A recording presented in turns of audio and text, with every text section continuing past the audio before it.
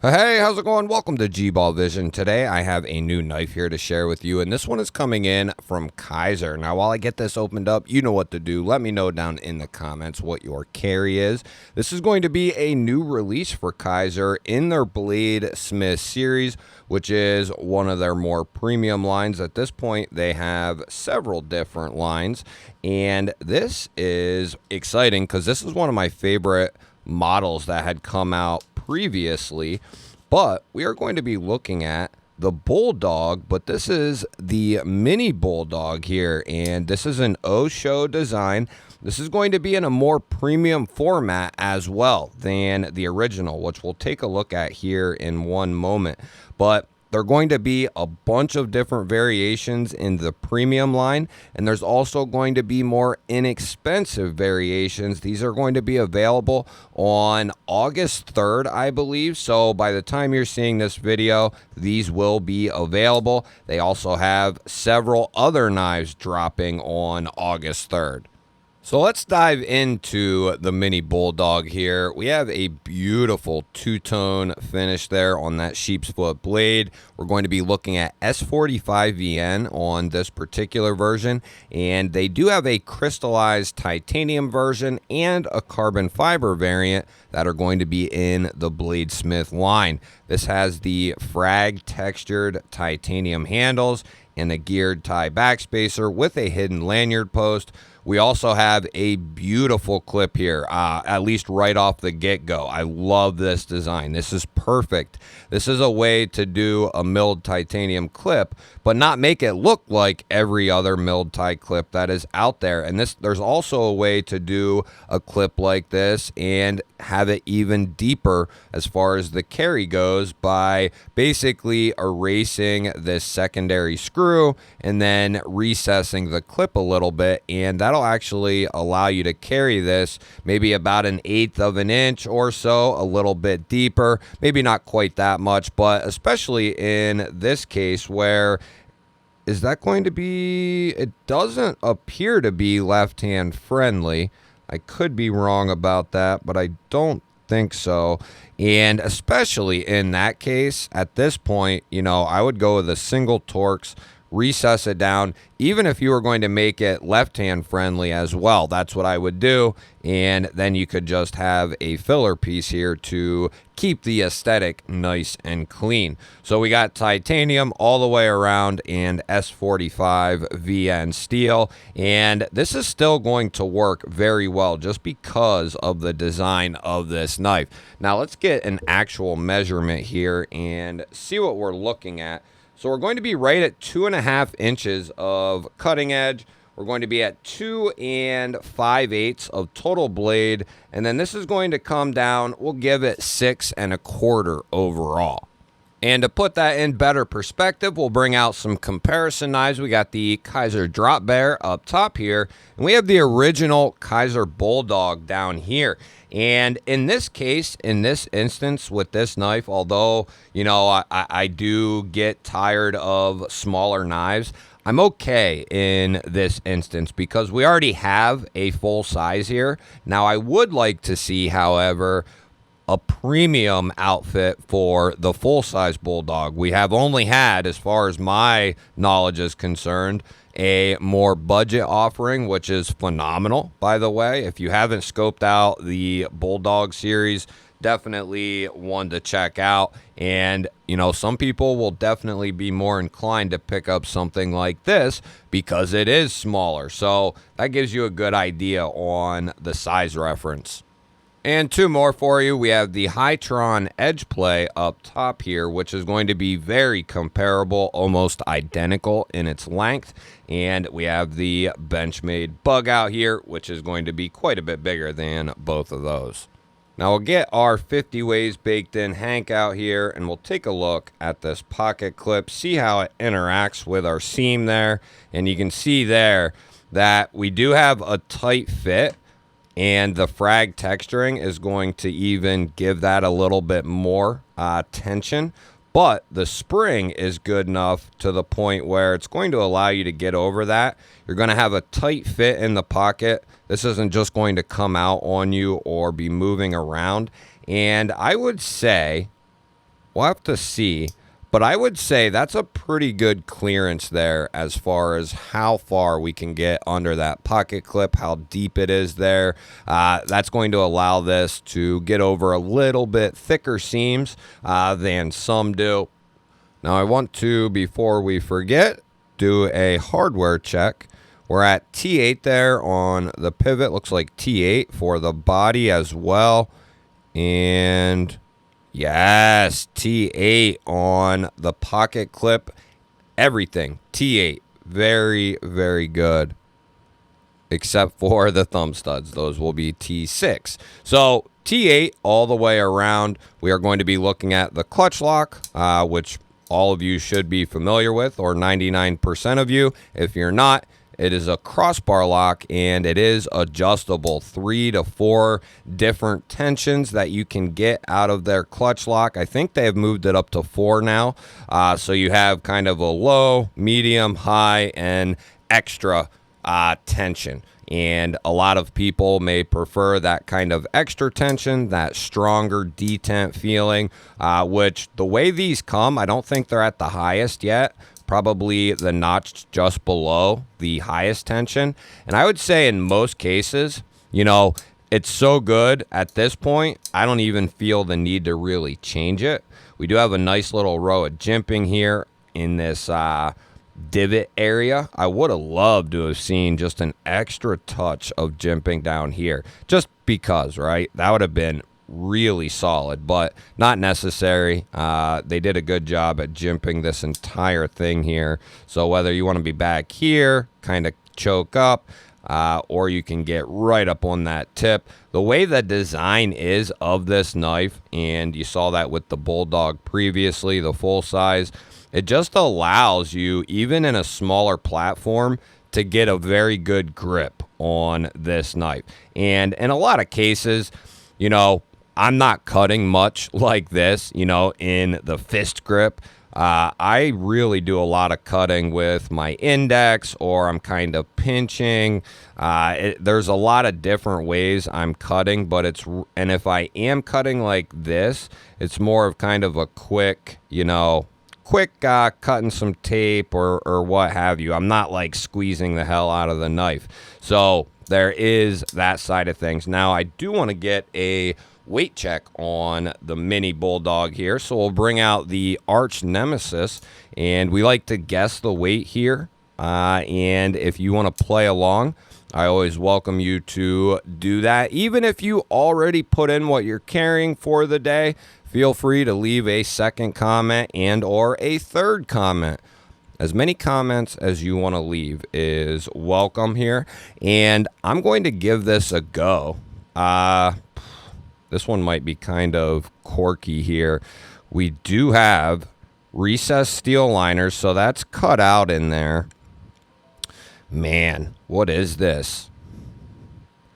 Let's go 2.8. I don't know. 2.8. Oh! I'll take that. I will take that. So 2.8 or 3.1 and 88 grams. So not a bad weight at all for a titanium handled with steel liners, a backspacer. That's a pretty damn good weight for this knife here. We'll go ahead and roll out our calipers, and we'll get a handle thickness, and that's where this shines too. It's not overly thin. We're looking at like a 0.46 there for our handle thickness. We'll get a measurement here on the blade stock, and that bad boy is coming in about 106 thousandths. And we might find this bad boy comes down pretty thin. About 22 thousandths there, it is saying, in that particular spot with that particular hold. But let's see how the mini Bulldog cuts out of the box. And for that, we're going to use our catalog paper. This is a great knife for utility work, EDC. You know, if you do a lot of puncturing or poking and slicing, might not be the best for that. Can it do it? Yeah, it sure can. But, you know, it's got that lower tip. This is more of a utility style knife. And for the most part, people don't and aren't aware of the fact that, you know, if you're just coming around, sheep's foots and Wharncliffe blades, they might look odd, but when you try them out and use them in your daily life for the things you're doing, which is probably package opening, opening up various things, right? A lot of different things like that. These are perfect for those instances. So I'm a big fan of sheep's foot blades. And that wasn't always the case. I thought they looked odd, but looks are not the tell-all, especially when it comes to knives, but anything in life. Don't just, you know, it's not all about the cover. It's about what's inside. What can it do? What's it made up of? The old saying, don't judge a book by its cover, right? And, man, this thing is beautimous. Oh. Yeah, this is the type of blade you could sit around and cut catalog paper all day with.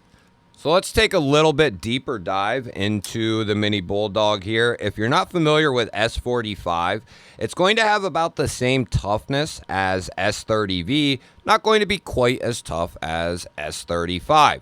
It's going to have better edge retention, though, than S35, not quite as good as S30V. But where S45V really shines is going to be the corrosion resistance is very good. It is the best as far as I'm aware out of, you know, S30, S35, S45, S90. I think the only one that might have it beat is S110. But you're going to really lose out on toughness when it comes to S110. So S45 is really a sweet spot. It's not like the toughest thing in the world. It sits pretty decently. You know, it's tougher than 154.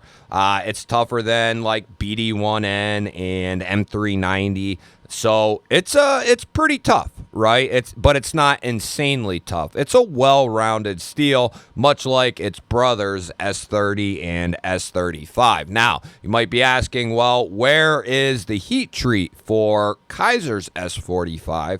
And they are hitting it right there at 61 from what I can see. And as far as prime time goes for S45, you're looking at about 61 as prime time for the HRC, about 61.5. So if they're hitting it like 61, 62, that's basically perfect. If it's 60 to 62, I think you're still going to be good to go. If anything, that should maybe add a little tiny bit of added toughness to it. So you're going to be getting a well-rounded steel that's properly done from Kizer. Now let's go ahead and we'll check this lockout. Perfectly centered up. The action on their crossbar locks was incredible when it first came around, and they've only perfected it, tightened up tolerances, made the lockups even better on these crossbar knives. We literally have no movement side to side. That is really good. No movement. I like how some guys do that. They're like, there's no movement here, but no movement, and we don't have any movement up or down either. So we have a good solid lockup there. Let's give this thing a couple of taps. We'll start out towards the tip lightly, just to get us going. Make sure it ain't going to really be faulty. We'll go to the middle here. Give it a couple harder thuds there, triple tap. And we'll give it some good ones here. Very good. Crossbar locks, as I've said, if you've been watching me for a while, I have tested dozens upon dozens upon dozens, well over 100 crossbar locks from every, manufacturer, OEM, company that really you can get your hands on. And crossbar locks are very, how do I want to put it? They might not be the strongest lock, but one thing is for sure, especially if you get it from a reputable company. But no matter what, even with like $20 knives, a reputable company is going to give you a dependable locking system that is going to hold up. I have not had a crossbar lock knife fail, and I've really been over abusive on them in some instances, and they just keep working. They keep passing these tests. And like I said, it don't matter if it's a $20 Ganzo or if it's a $300 Kunwu or Kizer or whoever, right? So crossbar locks, if done properly, and more often than not, they've been around long enough to, the footprint is out there. The blueprint is out there on how to do them properly, and they're only getting better. Stronger springs, tighter tolerances, better lockup. It's just better all the way around. And I've become more of a fan of crossbar locks over the years, more than I used to be, which I was a pretty big fan. But now that they're adjustable, you can get different springs, stronger springs if you want. They're just really, really good. They're safe, they're fun, and like I said, if done properly, you really get a good, satisfying opening action out of these knives. I look forward to hearing from you. Is the mini Bulldog something you could see adding to your daily rotation? Or would you like to see something like the full-size Bulldog out in a more premium fashion? Because I certainly would love to see a titanium DLC mini Bulldog, full-size Bulldog here, and a DLC mini as well. But I think these are going to be very popular in the premium and budget format. But I look forward to hearing your thoughts and opinions on these newer knives. Don't forget to share this video, hit the thumbs up button. Both of those things tremendously help push the videos out there to more people. And the more people that see these videos, the more people that get into knives, that come over and check the channel out. And if you're one of those people here for the first time, let us know down in the comments, and we'll welcome you to the G-Baller family properly. And make sure you're subscribed and ring the bell. That'll notify you when I release new videos, which I do every single day, just like this. I'd love to have you here. I'll pop up a couple of new videos on your screen. Go check one of them out. Have yourself an awesome day. Thank you all again for watching. I'll catch you on the next one.